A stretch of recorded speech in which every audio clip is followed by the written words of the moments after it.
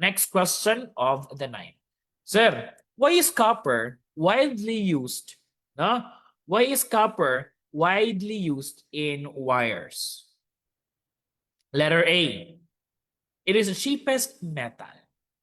Letter B, it is the best conductor. Letter C, it is a good conductor. And letter D, it is colorless. Why is copper widely used in wires? Letter A, it is the cheapest metal. Letter B, it is the best conductor. Letter C, it is a good conductor. And letter D, it is colorless. A, B, C, or D? Pag-isip-isip naman kayo dyan habang kayo'y nasa inyong upuan, basahing maigi ang tanong. Copper po yung pinag-uusapan natin, di ba, Don Quixote? Don Quixote de la Mancha. Silver yata, sir, yung best, kaya wrong na agad si letter B. Because only conductor or only silver is known as the best conductor of electricity. Wala nang makakatalo pa ni silver natin. No? Silver is the best conductor of electricity. Hindi yan pwede matangay ni copper. Si copper, kaya lang siya most common kasi po, it is a good conductor of electricity. We cannot consider copper as the cheapest metal kasi po yung cheapest metal natin, meron pa tayong tin, mga lata. Di ba? No? Cheapest metal natin yon. Pero we cannot consider them all. Alright? So copper here, kung titingnan nyo dito, teachers, no? If you're just going to take a look on this question, very tricky. Kadalasan sa yung sumagot na letter B. Di ba? Hindi nyo alam, copper yung tinatanong dito. Di ba? Copper is not the best conductor, it is just a good conductor. Pero sir, wala pong good conductor doon. Most commonly used conductor. No? Most commonly used. Bakit po siya, sir, most commonly used, sir? Kasi po abundant. Abundant po. Ano pa? Aside sa abundant po siya, sir, that is as well as not too expensive.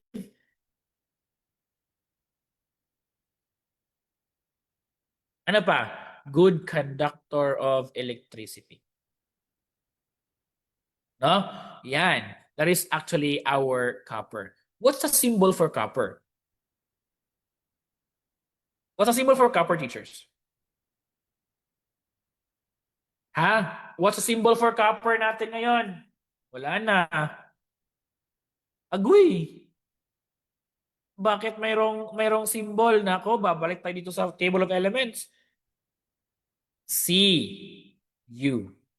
That is copper. Sir, what about this one? Au. What does Au means? That is gold. What about Ag?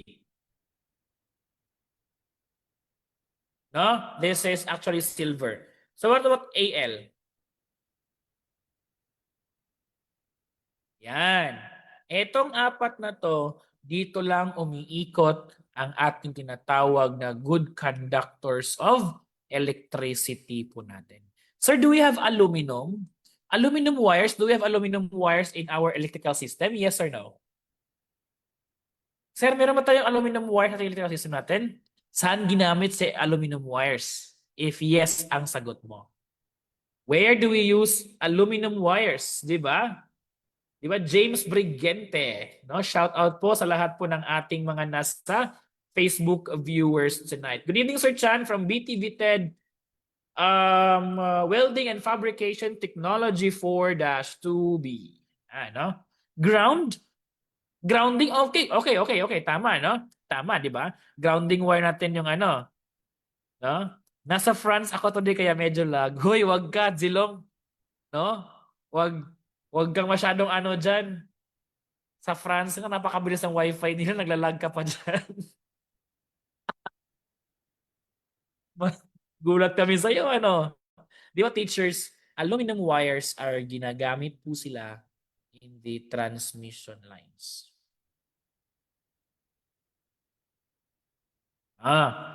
Lumabas kayo sa bahay ninyo. No? No? Ah, lumabas kayo sa bahay ninyo, humanap kayo matataas na poste, tingnan nyo rin yung mga transmission line, bare wires po kadalasan. No? Bare wires po yun kadalasan. Bakit? Kasi naman teachers, these aluminum wires are actually good conductor of electricity and at the same time, they are not heavy. Hindi po sila mabigat, kaya ginamit sila for the transmission lines na. More on this sa atin pong electrical system later on. Okay, copper wire is used for as a good conductor of electricity natin. Now, teachers, speaking about electricity, what subatomic particle or what elementary particle of an atom utilizes electricity?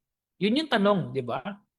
Yun yung tanong na kung saan para bang mapapabalik yung mga memories mo sa science. Di ba? Ang tanong doon is what elementary particle utilizes electricity or is the origin of electricity? Sabi dito ni admin, sir, electron. No? Electron, of course. No? Kasi po meron lang tayong tatlong elementary particle po ng ating isang atom. Meron tayong protons, P positive, electrons, E negative, and neutron po natin. Now, wala po yung silbi si proton, wala po yung silbi si neutron, pero napakahalaga po ni electron natin. Because that is the one that's been utilized in providing electricity natin. No? Kaya't may tinatawag nga tayo teachers na photoelectric. No? Photoelectric effect and photovoltaic effect. Sir, no?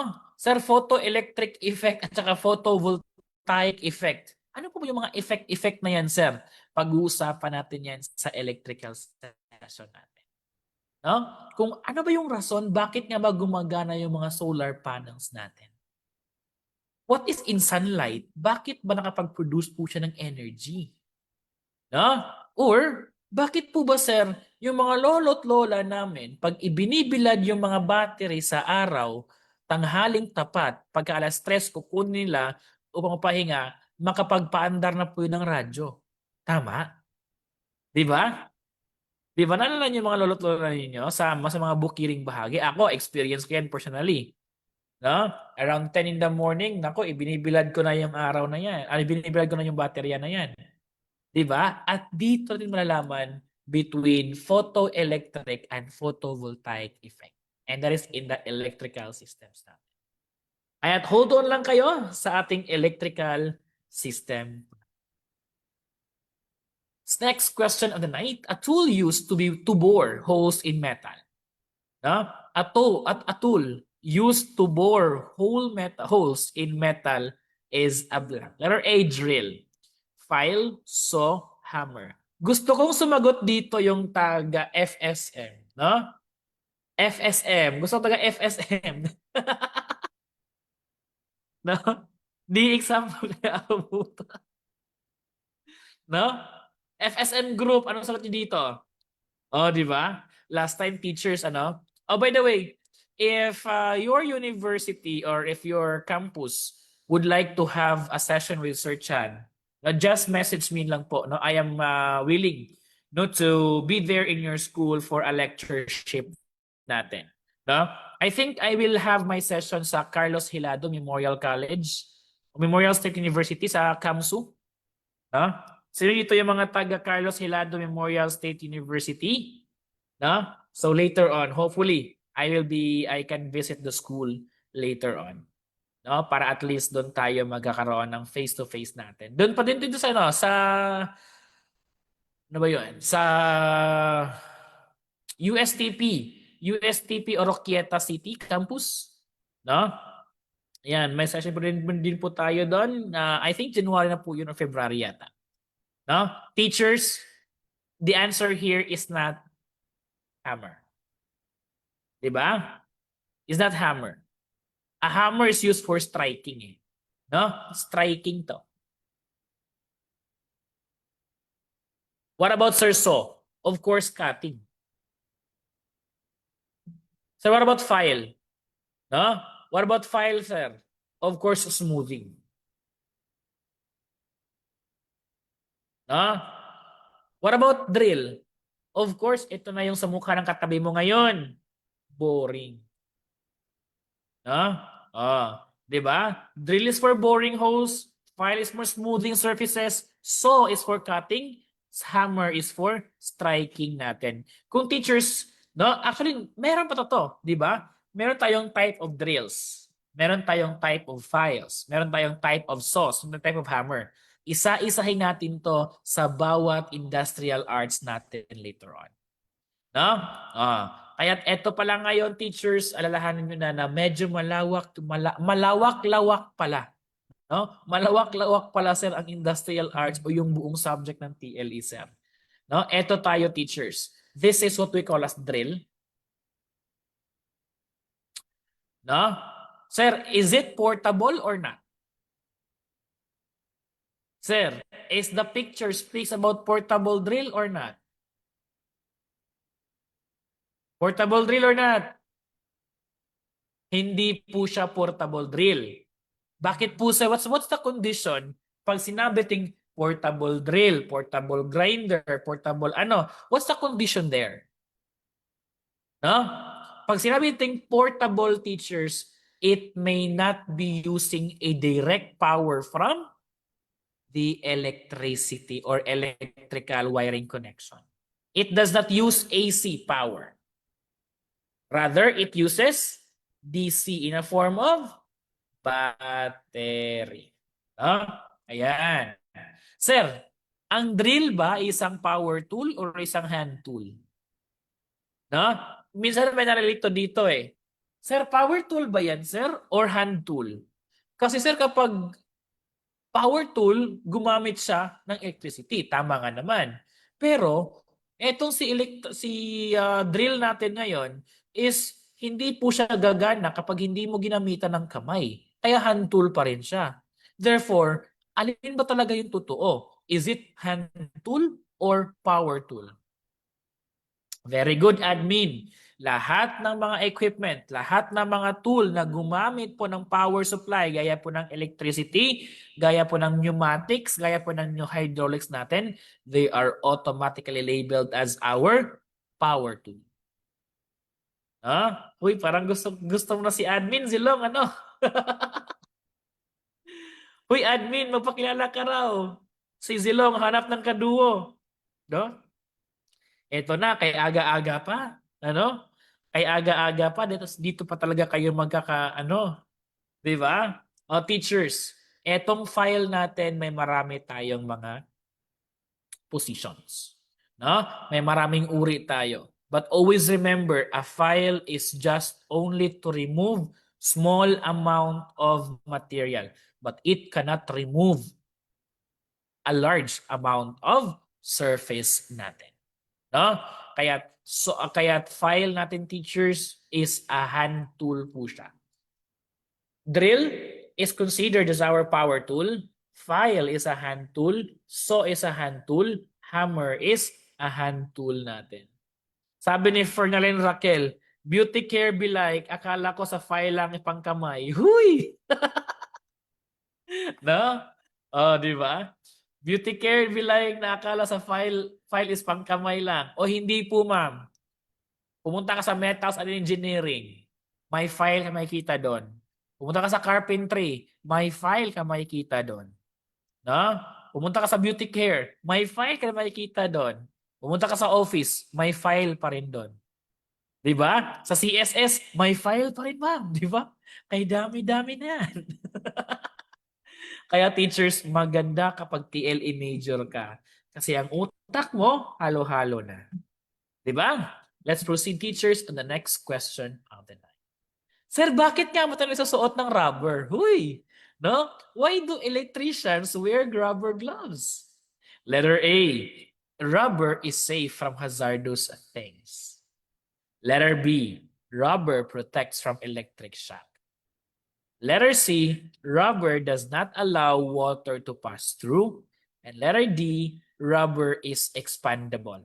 Honestly, teachers, A, B, C, and D are all correct. Do you agree? A, B, C, and D are all correct. Correct? Tama ba ako? Yes, sir. But why is it that there must be a best answer here? Because of the word? Electricians. Ano bang gawin ng electrician? Di ba? Ayan. Electric shock. Pero pag tinanong kayo, why do body painting of vehicles uses rubber gloves? Why do body painting of vehicles or body painter or auto body painters uses gloves? No? Of course, that's letter A. You transfer your answer to letter A. Hazardous things such as chemicals by nature. No? Kaya teachers, these questions or mga kagaya nito, no? Yung mga question na kagaya nito teachers, actually it just needs your common sense. Wherein you just have to read carefully on the question itself. No, the stem of the question gives you the answer. You should build a critical thinking on this one. Sir, bakit lahat ng rubber gamit sa lahat, sir?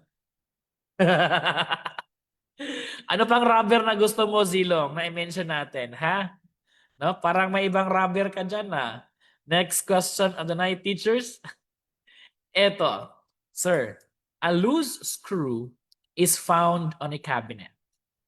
What will you use? Letter A, hammer. Letter B, screwdriver. Letter C, saw. Letter D, clamp. Hoy, screw? Loose screw? Tapos sagot niyo screwdriver? Are you sure? Again, let me read it again. A loose screw is found on a cabinet. What will you use?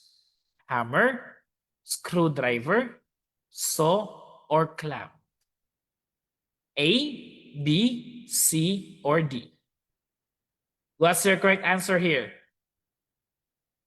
Ha? What's your answer here, teachers? Final na ba yan? Final na ba yan? Nako. Screw. Eh, di screwdriver. No, basic.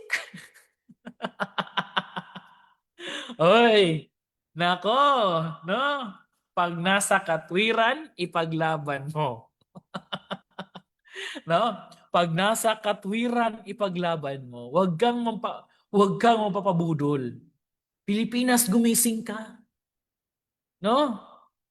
Manindigan ka, Pilipinas. Ikaw ay isang Pilipino. Ang tinatanong sa iyo is screw.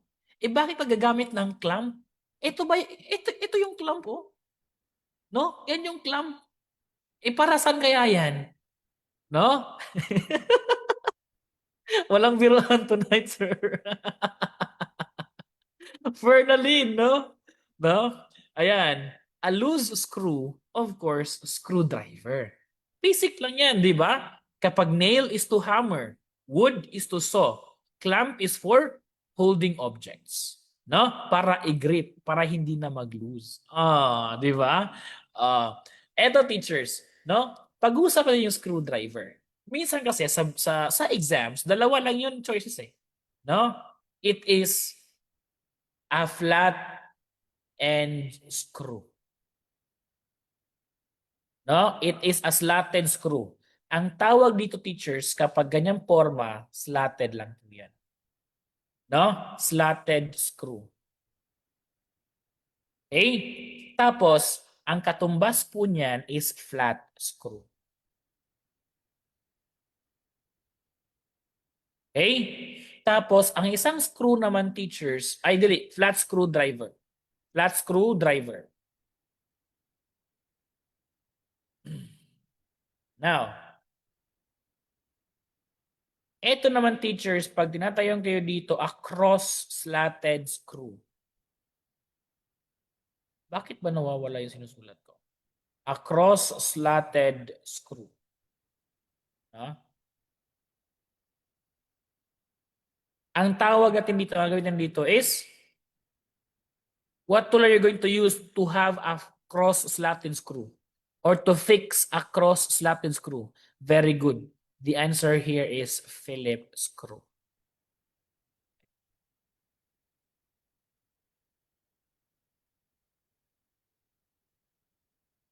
Huh? Tatandaan nyo lang yan. Screwdrivers come in just two general terms. Slotted and cross-slotted natin. May mga special screws tayo ha. No? Pero sir, tinanong kami last time, ano daw yung screw na ginamit sa mga cellphones? What do you call the set of screwdrivers that are used? No? What do you call the set of screwdrivers that are used to fix small objects or small object screw or small screws natin? Anong tawag natin doon? Taga CSS.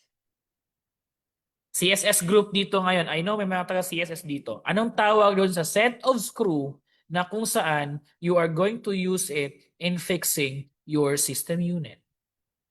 Ang pagtanggal ng motherboard, ang pag-attach ng motherboard, ang tawag ito doon. Torque screw ba 'yon? Ha? Torque screw ba 'yon, teachers? Torque screw, are you sure? Nako. Very good, Lloyd. Precision screwdrivers. Precision screwdrivers. These precision screwdrivers, teachers, they are screwdrivers wherein it has a small spaces or it can fix small screws natin. Okay? That is a precision screwdriver.